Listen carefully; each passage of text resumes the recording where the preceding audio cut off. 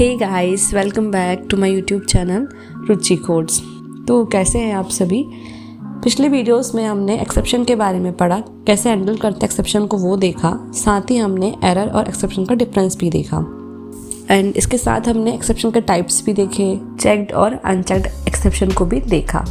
अब तक हम एक्सेप्शन को सिर्फ हैंडल कर रहे थे ट्राई कैच के थ्रू, लेकिन रियल प्रोजेक्ट में सिर्फ हैंडल करना इनफ नहीं होता। कभी कभी हमें खुद एक्सेप्शन क्रिएट करनी पड़ती है और कभी किसी और को रिस्पॉन्सिबिलिटी देनी पड़ती है। इसलिए जावा ने हमें दिया है दो powerful keywords, that is throw and throws.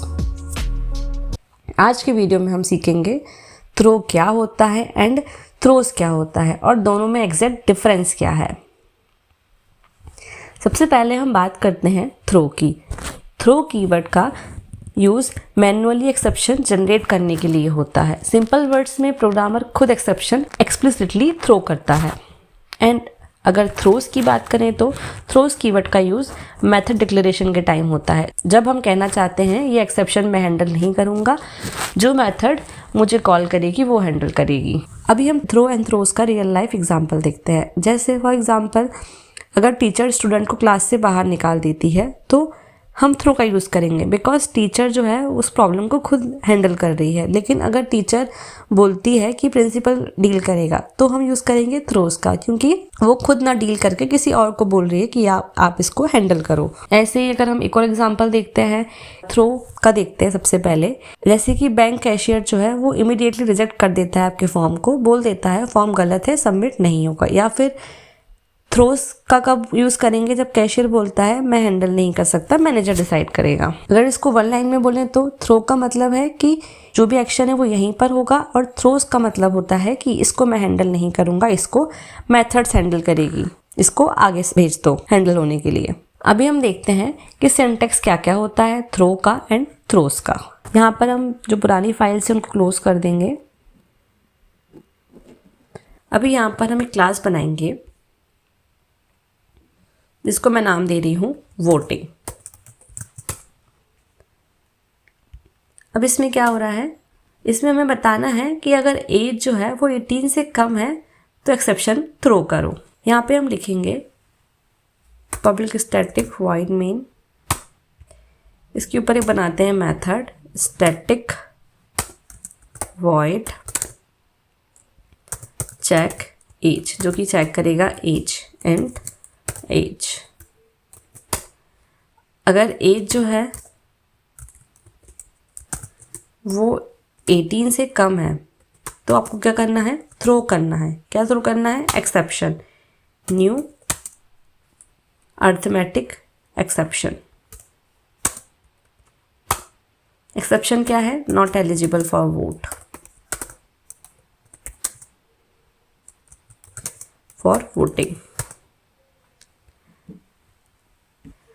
अभी यहाँ पर क्या हो रहा है, हम यूज़ कर रहे हैं थ्रो का, क्योंकि प्रोग्रामर जो है वो उसको खुद हैंडल कर रहा है। हम यहाँ पर एक्सप्लिसिटली खुद थ्रो कर रहे हैं एक्सेप्शन को। एंड यहाँ पे हम डाल देंगे कि स्टेटमेंट एलिजिबल फॉर वोटिंग।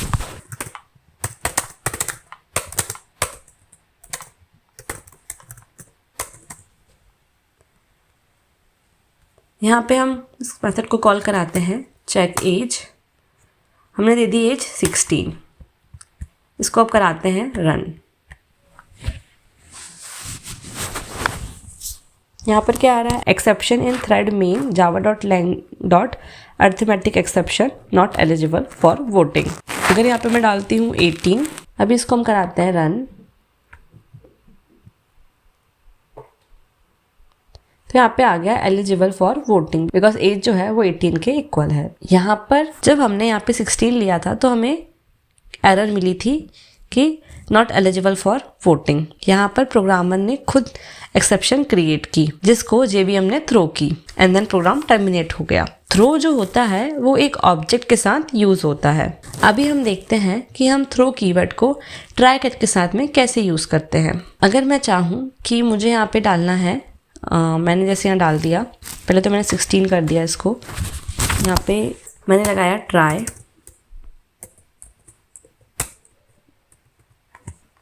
इसको डालना है हमको ट्राई ब्लॉक के अंदर, बिकॉज इसी के कारण हमारी एक्सेप्शन आ रही है। यहाँ डाला हमने कैच। क्या कैच करना है हमें? एक्सेप्शन ई, एंड यहाँ प्रिंट करा देंगे हम ई डॉट गेट मैसेज। अब जब इसको हम रन कराएंगे तो यहाँ पे क्या लिखा आया? Not eligible for voting. यहाँ पे रेड लाइन ना आके सिर्फ यहाँ पे लिखा आया नॉट एलिजिबल फॉर वोटिंग। और अगर हम ट्राई कैच ब्लॉक नहीं लगाते हैं, यहाँ पे सिर्फ कॉल कराते हैं चेक एज को, एंड यहाँ लिख दिया मैंने 16। अब मुझे अगर प्रिंट कराना है इसके बाद में चेक्ड, तो क्या इसके बाद में ये लाइन प्रिंट होगी? Let's see. ये प्रोग्राम यहीं से टर्मिनेट हो गया बिकॉज हमने ट्राई कैच का यूज़ नहीं किया था। यहाँ पे हमने सिर्फ थ्रो की थी एक्सेप्शन को। अगर अब इसमें हम ट्राई कैच का यूज़ करेंगे तो हम ये वाली लाइन भी है, ये भी प्रिंट होगी। जैसे मैं इसमें ट्राई कैच का यूज़ करती हूँ, इसको हटा देती हूँ यहाँ से, तो अभी क्या होगा? अभी हमारी ये वाली लाइन जो है ये भी प्रिंट होगी। यहाँ पे एक्सेप्शन आई बट उसके बाद भी ये वाली लाइन जो है वो प्रिंट हो रही है। यहाँ पर प्रोग्राम क्रैश नहीं होगा, एक्सेप्शन प्रॉपरली हैंडल हो जाएगी। जब आप स्मॉल प्रोग्राम बनाते हो वहाँ पे छोटी मोटी एरर आती है तो वो चल जाता है, लेकिन जब आप बड़े बड़े प्रोजेक्ट बनाते हो और वहाँ पर एरर आती है तो बहुत दिक्कत होती है, बिकॉज आगे का जो प्रोग्राम होता है वो चलता नहीं है, कोड जो है वो क्रैश हो जाता है। इसीलिए हम यूज़ करते हैं ट्राई कैच। अभी हम देखते हैं कि हम थ्रोस कीवर्ड को कैसे यूज़ करते हैं। अब मैं बनाऊंगी एक और दूसरी फाइल जिसको मैंने नाम दिया थ्रोस।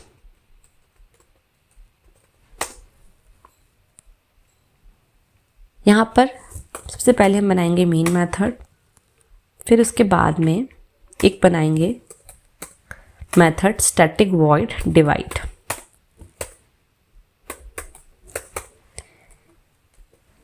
जो कि थ्रोस करा रही है arithmetic exception, throws arithmetic exception.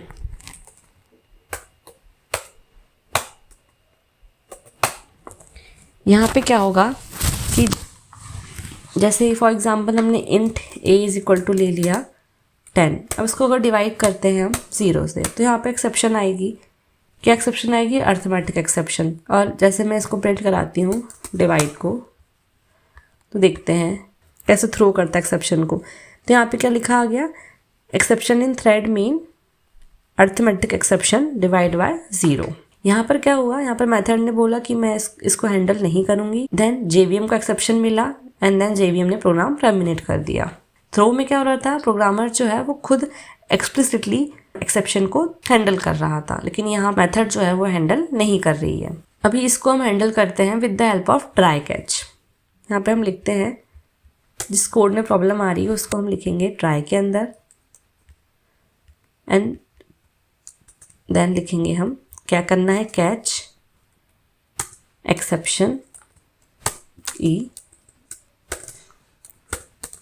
Dot gate message, and यहाँ पे हम प्रिंट करा देंगे कंप्लीटेड।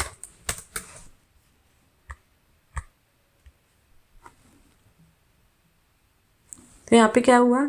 दिखा दिया है डिवाइड बाय 0, एक्सेप्शन आ रही है, एंड आफ्टर दैट कंप्लीटेड जो है वो प्रिंट हो गया। यहाँ पर क्या हुआ? एक्सेप्शन जो है वो कॉलिंग मेथड में जाकर हैंडल हुई।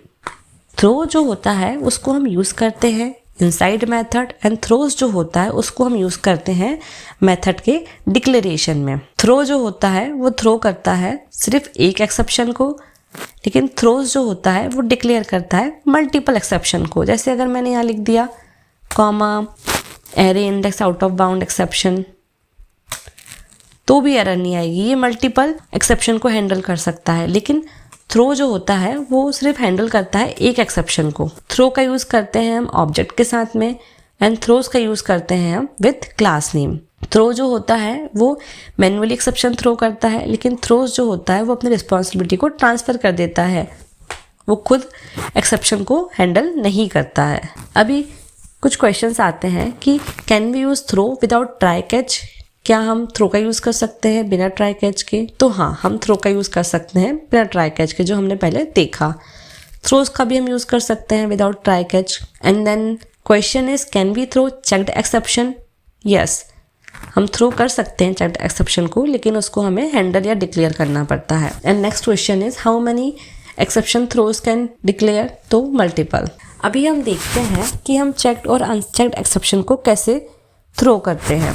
अनचेक्ड एक्सेप्शन जो होती है उसको आप डायरेक्टली थ्रो कर सकते हैं, लेकिन चेक्ड एक्सेप्शन जो होती है उसको थ्रो करोगे तो हैंडल या डिक्लेयर करना पड़ता है थ्रोज के ज़रिए। सबसे पहले हम देखते हैं कि हम अनचेक्ड एक्सेप्शन को कैसे थ्रो करते हैं। यहाँ पे बनाई मैंने एक फाइल टेस्ट।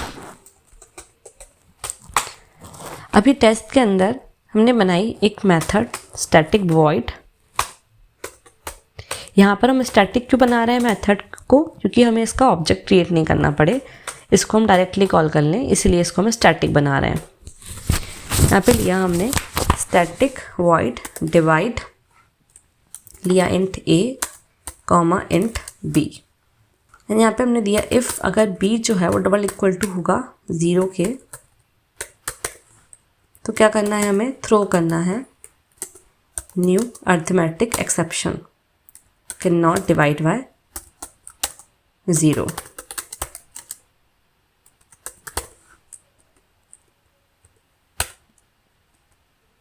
यहाँ पे हमने प्रिंट कराया a डिवाइड बाय b। यहाँ पे हमने जब डिवाइड किया पब्लिक स्टैटिक वॉइड मेन में डिवाइड 10 दिया एंड 0 दिया, तो क्या आउटपुट मिलता है देखते हैं।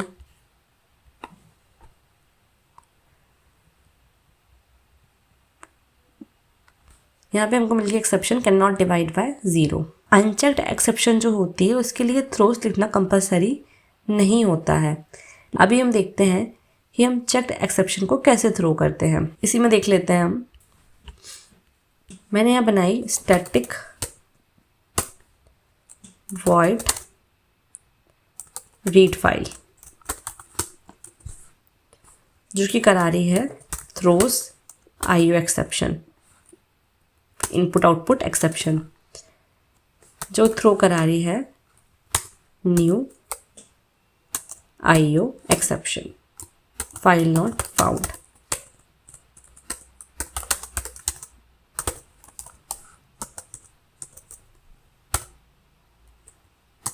अब हमने लिखा पब्लिक स्टैटिक वॉइड मेन, मैं डाला ट्राई के अंदर रीड फाइल एंड कैच के अंदर डाला हमने आईओ एक्सेप्शन ई, प्रिंट कराया E dot gate message. Gate message जो है वो मैसेज को प्रिंट करा रहा है। इसको रन कराएंगे हम, तो यहाँ पे आ गया फाइल नॉट फाउंड। जब भी हम चेक्ड एक्सेप्शन को थ्रो करते हैं तो कंपाइलर बोलता है इसको हैंडल करो या तो फिर इसको डिक्लेयर करो, इसलिए इसको हमने यहाँ पे डिक्लेयर कर दिया है मेथड के नेम के साथ ही। ये थ्रोज करेगा आईओ एक्सेप्शन को। अनचेक्ड एक्सेप्शन जो था उसको थ्रो करने के लिए थ्रोज कीवर्ड ऑप्शनल होता है, लेकिन चेक्ड एक्सेप्शन के लिए थ्रोज या ट्राई कैच मैंडेटरी होता है। अगर मैं यहाँ से थ्रोज हटा देती हूँ तो क्या होगा, तो ये कंपाइल टाइम पे शो कर रहा है एरर। यहाँ पे कंपलसरी होता है एक्सेप्शन को पहले ही डिक्लेयर करना। इन शॉर्ट मैं बोल सकती हूँ कि अनचेक्ड जो होता है वो क्या करता है, वो सिर्फ थ्रो करता है, लेकिन चेक्ड जो होता है वो क्या करता है, थ्रो भी करता है, साथ ही साथ क्या करता है, ये हैंडल करता है, या बोल सकते हैं हम थ्रोस। अगर आप इस डिफरेंस को समझ लोगे तो आप कभी भी थ्रो और थ्रोस में कंफ्यूज नहीं होगे। तो गाइस आज हमने थ्रो और थ्रोस के बारे में अच्छे से पढ़ा। थ्रो जो होता है वो क्या करता है, एक्सेप्शन को क्रिएट करता है। थ्रोस जो होता है वो एक्सेप्शन की रिस्पॉन्सिबिलिटी पास कर देता है। अगर आपको अब तक ट्राई कैच क्लियर था और थ्रो या थ्रोस कंफ्यूज कर रहा था तो आज के बाद कंफ्यूजन खत्म। अभी नेक्स्ट वीडियो में हम बनाएंगे कस्टम एक्सेप्शन और real world use cases. So guys thank you for watching. मिलते हैं नेक्स्ट वीडियो में। Till then keep learning, keep coding.